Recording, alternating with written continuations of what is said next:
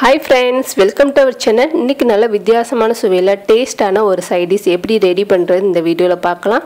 இதுக்கு மெயினா தயிர் முட்டைக்கோஸ் வச்சு செய்ய போறோம். நல்ல டேஸ்டா இருக்கும். கண்டிப்பா இதே போல நீங்களும் செஞ்சு சாப்பிட்டு பாருங்க.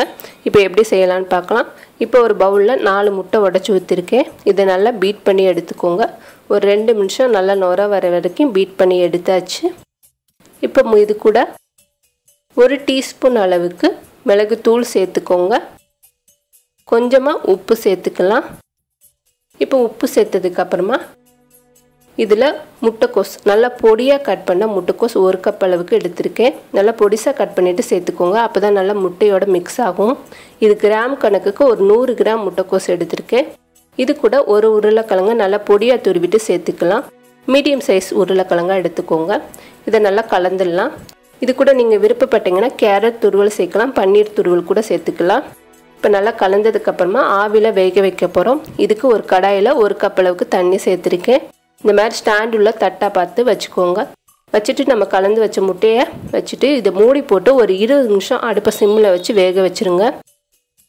இதுக்கு பதிலா நீங்க குக்கர்ல நல்லா ஒரு டிஃபன் பாக்ஸ்ல ஊத்திட்டு ஒரு 2ல இருந்து 3 விசில் வச்சிட்டீங்கன்னா நல்லா வெந்துடும். இப்போ பாத்தீங்கன்னா கத்தில நம்ம குத்தி பார்த்தோம்னா ஒட்டாம வரணும். நல்லா இப்போ வெந்துடுச்சு. இந்த டயத்துல நம்ம இறக்கி ஆற வச்சிடலாம். இப்போ ஒரு பவுல்ல 100 கிராம் அளவுக்கு நல்ல கெட்டியான தயிரை எடுத்துர்க்கேன். இது கூட 1 டீஸ்பூன் காஷ்மீரி சில்லி தூள், 1 டீஸ்பூன் தனி மிளகாய் தூள் எடுத்துர்க்கேன். காஷ்மீரி சில்லி தூள் நல்ல கலர் கொடுக்கும். தனி மிளகாய் தூள் காரத்துக்காக இது ரெண்டையும் சேர்த்திருக்கேன் நான். இப்போ ரெண்டு சேர்த்ததுக்கு அப்புறமா ஒரு 2 டேபிள் ஸ்பூன் அளவுக்கு தனியா தூள் சேர்த்துக்கோங்க. இப்போ மல்லித்தூள் சேர்த்ததுக்கு அப்புறமா இது கூட 1 டீஸ்பூன் அளவுக்கு கரம் மசாலா தூள் சேர்த்துக்கலாம். இது கூட 1 டீஸ்பூன் சோம்பு தூள். இது எல்லாத்தையும் நல்லா mix பண்ணிக்கோங்க. இது நல்லா ஃப்ரெஷ்ஷான தயிர்ல செய்யும்போது டேஸ்ட் நல்லா இருக்கும். இப்போ நல்லா கலந்தாச்சு. இதை எடுத்து தனியா வச்சிடலாம். இப்போ நம்ம எடுத்து வச்ச முட்டையும் நல்லா ஆறி இருக்கு. இந்த டயத்துல நல்லா கத்தியை வச்சு ஓரங்களை நல்லா எடுத்து விட்டுருங்க. எடுத்துட்டு கொஞ்சம் அடியில எம்பி விட்டீங்கன்னா நம்மளுக்கு ஈஸியா வெளியே வந்துடும். இந்த மாதிரி அடியில எடுத்து விட்டாச்சு. இப்போ ஒரு தட்டை மேலே வச்சுட்டு கவுத்திருங்க. கவுத்திட்டு நம்ம எடுக்கும்போது முட்டை நல்லா ஈஸியா வெளியே வந்துடும். இப்போ நம்ம முட்டையை எடுத்து வச்சாச்சு. இதை பீசஸா கட் பண்ணிக்கிற போறோம். இந்த மாதிரி கத்தியை வச்சு சதுர ஷேப்ல கட் பண்ணிக்கோங்க. நான் இன்னைக்கு கொஞ்சம் பெரிய பீஸா தான் கட் பண்றேன். நீங்க இன்னும் கொஞ்சம் சின்ன பீஸா கூட கட் பண்ணிக்கலாம். இந்த மாதிரி எல்லாத்தையும் நம்ம கட் பண்ணி எடுத்தாச்சு. கட் பண்ணி எடுத்ததுக்கு அப்புறமா இத கொஞ்சம் ஆயில்ல பொரிக்க போறோம். கொஞ்சமா ஆயில் ஊத்திக்கோங்க. அதிக அளவுக்கு தேவைப்படாது. நம்ம கட் பண்ணி வச்ச முட்டையை சேர்த்துக்கலாம். கொஞ்சம் இந்த மாதிரி ஃப்ரை பண்ணிட்டு நம்ம கிரேவி செய்யும்போது நமக்கு உடையாம இருக்கும், டேஸ்டும் நல்லா இருக்கும்.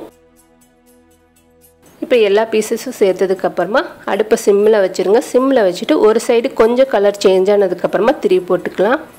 இப்போ பாத்தீங்கன்னா ஒரு சைடு நல்லா கொஞ்சம் கலர் சேஞ்ச் ஆயிருக்கு. இந்த டயத்துல திருப்பி போட்டுங்க.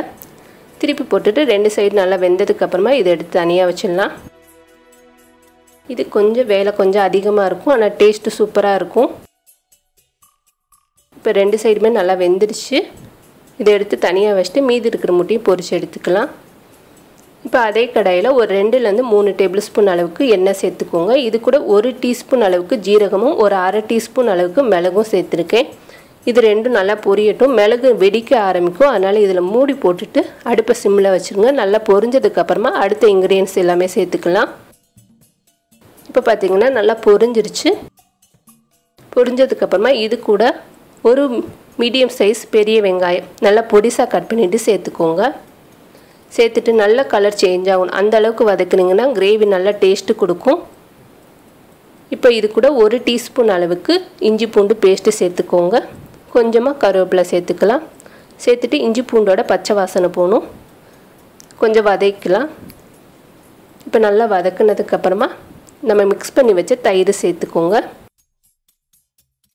நல்லா mix பண்ணிட்டு இது கூட சேர்த்துக்கோங்க. சேர்த்துட்டு நல்லா கலந்ததுக்கு அப்புறமா இதுல ஒரு 1/2 கப் மட்டும் தண்ணி சேர்த்துக்கிற போறோம்.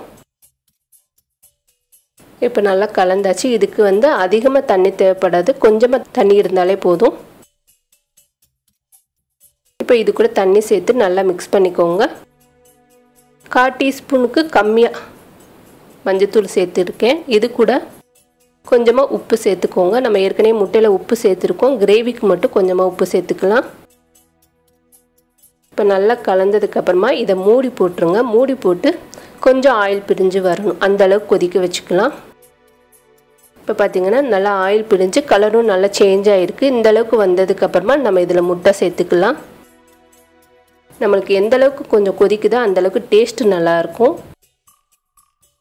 இப்போ நம்ம பொரிச்சு வச்ச முட்டை எல்லாத்தையும் சேர்த்துக்கோங்க. சேர்த்துட்டு நல்லா அந்த கிரேவி வந்து முட்டையோட நல்லா மிக்ஸ் ஆகி நல்லா வற்றி வரணும். வற்றி நல்லா எண்ணெய் பிரிஞ்சு வரும்.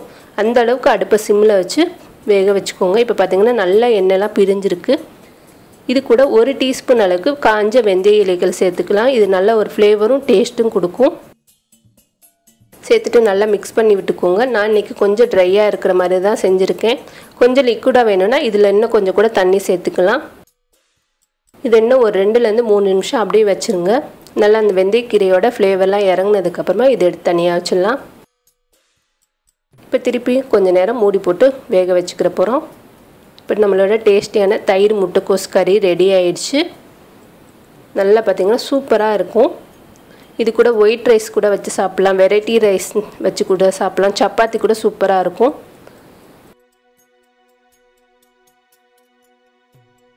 இதே போல் நீங்களும் கண்டிப்பாக ட்ரை பண்ணி பாருங்கள். இந்த வீடியோ உங்களுக்கு பிடிச்சிருந்துச்சுன்னா லைக் பண்ணுங்கள், ஷேர் பண்ணுங்கள், மறக்காமல் நம்மளோட சேனலுக்கு சப்ஸ்கிரைப் பண்ணுங்கள். தேங்க்யூ.